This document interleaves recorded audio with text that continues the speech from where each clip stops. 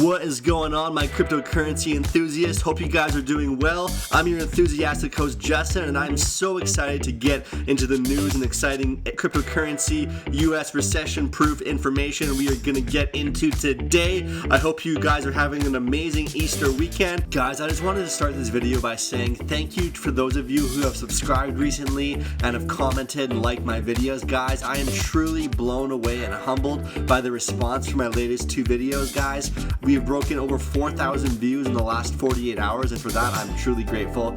It's just been an amazing weekend celebrating the death and resurrection of Jesus, and I have a really funny story. So my family observes the Passover, the Jewish tradition, and there's a part in it where you have to sacrifice, quote unquote, the lamb, you know, to put the blood on the door and, you know, whatever. So we were outside and we have paint that we just do a little paint splash on the doorpost, and but you have to kill the lamb first. So we have this lamb doll, this little dolly. My youngest stepdaughter was crying her eyes out because I had this giant knife and I was gonna kill the lamb, the stuffed animal lamb. So I thought that was pretty funny, but I hope that warms your day. All right, let's get into it. Thanks for watching my dad's channel, Crypto Media. Be sure to like, comment, and subscribe. Now, first up, guys, I want to show you guys a little tweet here from Justin Gamroth. Thank you for sharing. He says, buy XRP, and guys, remember, this is not financial advice. This is entertainment purposes only, and maybe some Ethereum, Chainlink, BAT, Kyber, Tezos, but mostly stack your bags on XRP. And I would have to agree, that it looks like Bitso, the liquidity index here from today, is doing rather exceptional. XRP over the Mexican peso, the 28-day moving trend. The day progress today, we are up 92%, guys, and man, it is crushing it. This, the volume is unprecedented. We have reached the new all-time high today, guys, and that is nothing but bullish news. That is nothing but good news, and this is the first of many news like this. As Ripple opens new corridors around the world, it is going to get pretty crazy, guys. So I just can't wait to see more bullish posts like this and more news with the actual utility, guys. This is real proof case utility for Ripple being used, and whether we get a flip of the switch or we just get massive volume breakouts across the world, either way, guys, the price has nowhere to go. But do not get shaken out by the volatility, guys. Do not get shaken out or run down or depressed by many little drops. You know, 5% drop here today, it dropped a few percent, guys. Do not get shaken out by that, guys. We are in it for the long haul. I know I'm holding my bags for a long time, and I bet you I'm probably never gonna sell all of my XRP, guys, and I don't advise that you guys do either. In fact, I don't advise you guys do anything with it. But anyways, if I was to advise, I would say, you know, hold a period for a long time and hold longer than you think you're capable of. That's all I would say, but that's not financial advice either. So the Daily Hodl says, not just BTC, Coinbase reveals most popular crypto assets in the wake of the recent crash, guys. So I find this very interesting, guys. According to internet data released by the exchange, more than half of total deposits and trades on the platform on March 12th and 13th were for the crypto king Bitcoin, but Ethereum and XRP came in second and third respectively, and also some contenders, the newcomers like Tezos, Chainlink were also favored, as were Litecoin and Bitcoin Cash. Guys, I don't know a ton about Tezos and Chainlink, but I know I've been stacking a little bit of it, and I recommend that you guys too. If you want to find out more about that coin, I would highly recommend checking out DIY Investing's channel. He's got some great chart discovery on there, figuring out what the heck is going on with those altcoins. So guys, this is very bullish. This is really awesome. So Jim Rickards, you guys have probably heard of our friend Jim. He's written some books. He used to be a major financial guy in the US economy and stuff, and he knows a lot about what's going on. I do give him a little bit of a downfall for not really understanding and doing his research about XRP and Ripple. He just kind of put it in the same bag as Bitcoin, saying that, you know, it's slow technology, it's, you know, it's not going to go fast enough, it's expensive, and he obviously hasn't done his research. Maybe as recently he has, but obviously when that interview was posted a while back that you guys, I'm sure, have all seen, he was not doing his diligence and realizing that XRP and Bitcoin are not in the same boat. But you know what? We are all in the same boat because we are experiencing, like it says here, not a recession, but we are in a depression, guys. This is kind of a boring interview, but he does get into some good stuff near the end. So I'm going to play a minute or two of this interview, and then we're going to unpack it a little bit and go into some amazing videos from Trump here as well to talk about kind of what's going on in this present time. Because, guys, we are in volatile times, and if we're in a depression, guys, we need to have a hedge against this depression. We need to find a way out, and I believe that cryptocurrency is one of the avenues out of this. So don't get freaked out, but guys, listen to Jim. While we're piling on $5 to $10 trillion of debt and spending. And by the way, this is not stimulus. It is spending. It is monetary ease. They're printing the money and they're pushing it out the door. No question about it. This is not stimulus. This is like when I was a Boy Scout, I learned to apply a tourniquet. You know, it's a little messy, but the point is, you put a tourniquet on to stop the bleeding, to save someone's life. It doesn't mean the patient's up and ready for a triathlon. It just means you save their life. So the money the government's putting out the door, will it keep some lights on? Yes. Will it preserve some jobs? Yes. But that's not stimulus, and it won't be stimulus because the debt is too high. That's a whole separate discussion. Same thing with the Fed. And by the way, in the $2.2 trillion in the CARES Act that the government approved a couple of weeks ago, and there's more on the way, by the way. We'll see more of this in May. But in that $2.2 trillion, there was $450 billion set aside to recapitalize the Federal Reserve. So guys, as Jim said here, it is crazy to think that there is so much money backing, trying to go back into the Federal Reserve, trying to re-stimulate the economy. But this stimulate is like giving this stimulus is like giving somebody with erectile dysfunction Viagra. It is not going to last for long, guys. I know it's kind of a gross example, but that's just the truth. This stimulus is not constant. It's not going to last, guys. It is meant to crash. And I found this very interesting. I was watching a video a little while ago, and I'll probably post it in a post soon, but they're talking about, these financial analysts and economists were talking about a 90-year cycle and how 90 years ago, the world kind of works in this 90-year cycle where we kind of repeat the mistakes of the old. We kind of repeat history and cause to repeat itself. So 90 years ago, guess what happened? The Great Depression happened. So we are just at the 90-year mark where it kind of seems like we've forgotten how we got into that mess long ago, and now we are needing the same mess to be solved. And we need to get out of the mud, out of the chaos of this catastrophe. And really, I see that cryptocurrency, that XRP, coins like that are really the only escape for opening a new financial system, which is the Internet of Value, which will run on Ripple's distributed ledger, right? So guys, it is pretty exciting times that we live in, but also I understand it is very hard times for many people, so I don't take that lightly. But here we go. So Money Reimagined CoinDesk says, as tech, politics, and COVID-19, I keep saying that word, as tech, politics, and blah, blah, blah, blah collide, a global reset looms. So this guy here is in a TED Talk, and it's a great talk, but he's kind of hard to understand. So it kind of says here that money is a shared fiction, our mechanism for storing and exchanging agreed upon units of value. A tool so powerful that wars are fought over it springs entirely from our collective imagination. Now, here we go. Our money narrative was always geared up for a new act, even before an omnipresent antagonist called this virus was added to the cast of characters. That's because an intense competition was underway to establish a programmable standard for digital currencies.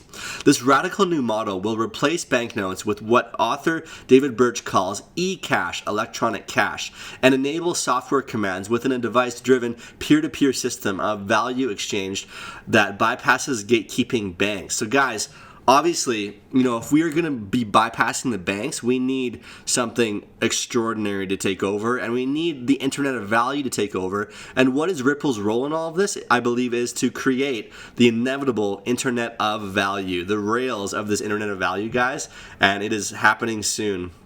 All right, so the pandemic was given this all-in game even more urgently, as central banks flood the world with monetary stimulus, setting the stage for a more familiar currency war in which countries weaponize foreign exchange depreciation to give the industries an advantage over others. The dollar-centric international monetary system will come under stress.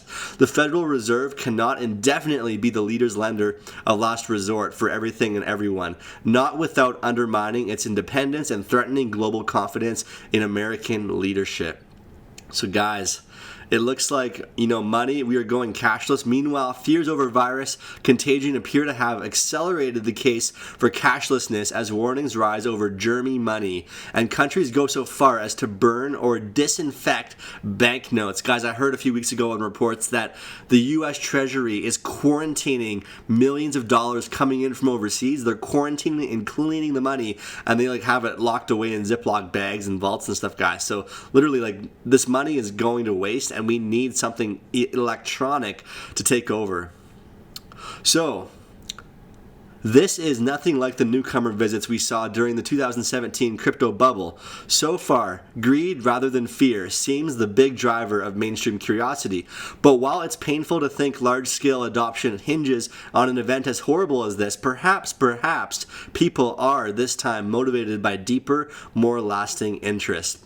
Maybe they're asking about decentralized governance, data integrity, privacy, and whether Bitcoin is truly digital gold, not simply, how do I make a quick buck?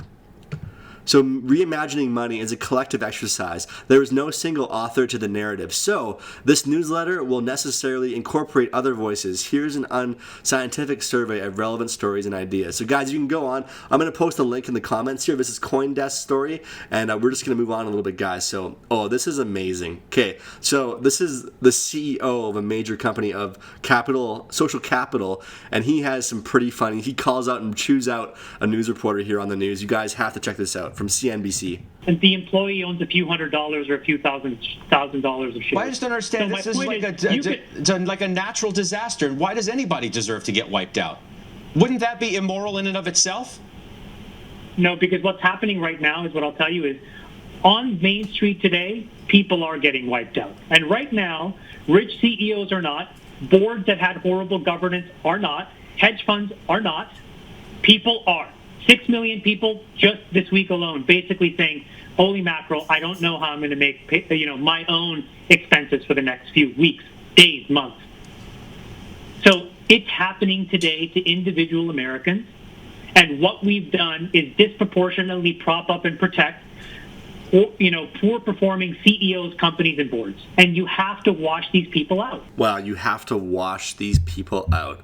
Guys, isn't that the truth? I mean, the risk of, people, the mainstream people like you and me, just the average person of getting wiped out just because of the bank's incompetence and stuff is staggering. So we need to have and he even said we need to have a hedge. So basically what he was going on was that some people only have a few $100s in mutual funds, in stocks and bonds, whereas these bankers and these CEOs have millions and millions of dollars in these funds and everything. So what we need to do is we need to transfer over those hundreds of dollars that we have, and even if you only put a little bit in to XRP or into Bitcoin or whatever you have, or Tezos or Chainlink or whatever, I'm not giving advice of any coin, but the chances of it going up in the next bull run are astronomical, guys. So my philosophy for how I'm going to use my money is the little bit of extra that I do have during these hard times, I'm going to put in crypto and hedge it, and I'm going to fight through, and I'm just going to bite my lip through the volatility. And I believe that the volatility is, a pathway to freedom. It's a pathway to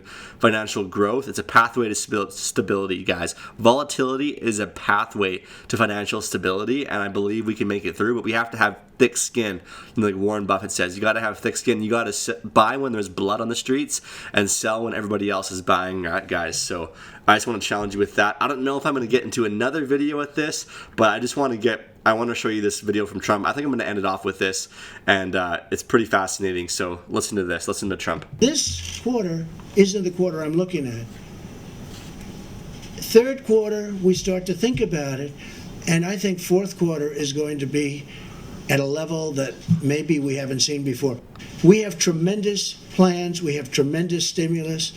And I think we have a chance to do really well. Yeah, I think I'd have to agree with Trump. I don't know if this quarter we're going to make it out of the woods, but next quarter, guys, third quarter, fourth quarter, I believe that the markets are going to start rebounding after the halving. It's interesting that he said third quarter, fourth quarter, because the Bitcoin halving is less than 40 days. I believe it's 30, 38, 39 days away. And guys, like there's the history has shown that the halvings are synonymous with an incoming bull run that same year, or if not a year later. And I believe that we are on track for that. And guys, the markets for crypto works in a 4-year cycle, and I'll get into this more in another video. But a great guy to watch this channel, like I said, in digital DIY investing has great stuff about the market trends and the cycles. But if we look at a cycle, guys, from bottom to bottom, so the last bottom was a few years ago. So if we're looking at that, we may not reach another top for another year, or maybe looking into 2021 or the winter of 2021, guys. So we have a little ways to go. There's time to pack your bags. There's time to lean in, to scale into your positions. And I just believe the future is so bright, guys. The future is ridiculously bright, and I cannot be more excited. And guys like Trump he has hard decisions to make, guys. Like, he is in a very tight place. I don't know how you feel about the guy, but I commend him for the job that he's doing, and I believe he has some tough decisions to make in the coming days, the coming weeks, and just this post says it enough. I'm going to end with this, and I won't speculate or germinate or let any kind of conspiracies pop out, but you guys can definitely comment in the comments and let me know what you think. What do you think he's alluding to? But this is very interesting and very sobering to listen to as well. So listen to this, guys. It's been my great honor to have been their president, and I have a big decision coming up.